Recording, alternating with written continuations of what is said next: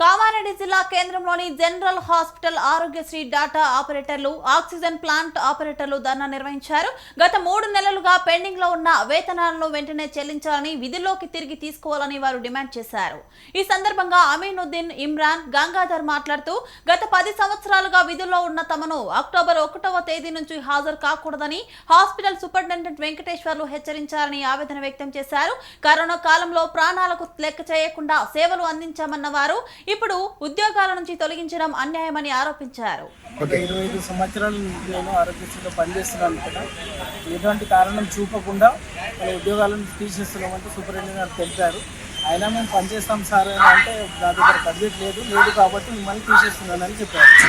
ఆరోగ్యశ్రీ సేవలు కూడా ఇప్పుడు వినియోగంలో లేవు ఇక్కడ గవర్నమెంట్ హాస్పిటల్లో. ప్రస్తుతానికి 25 సంవత్సరాలకు వర్క్ చేస్తున్నాను నేను.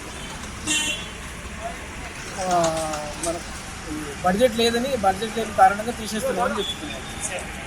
వస్తుంది కదా సార్ అంటే అన్నీ నడుస్తున్నాయి కాబట్టి ఇక్కడైతే ఇట్లా నడుస్తున్నాయి, నా దగ్గర అన్నీ ఇట్లా నడుస్తాయని చెప్పారు. రూల్స్ ప్రకారం పోతున్నారని షబీర్ అలీ గారికి చెప్తే మన పని అవుతుందని చెప్పుకోండి అని అంటున్నారు. కలెక్టర్ కూడా మేము విన్నవించుకున్నాం. కలెక్టర్ గారు కూడా మేము సానుకూలంగా స్పందిస్తామని చెప్పారు.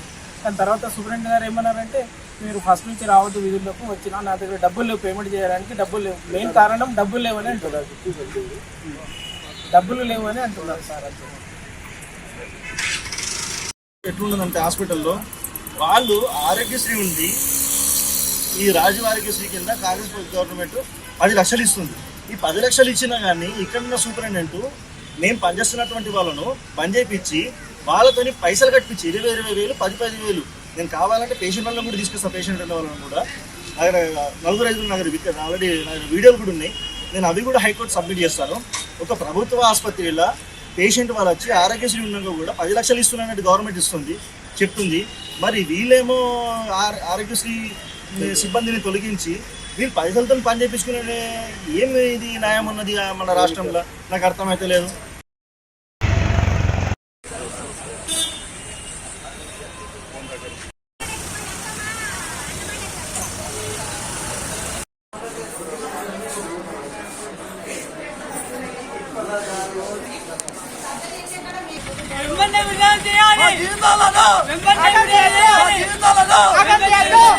జీవితాలను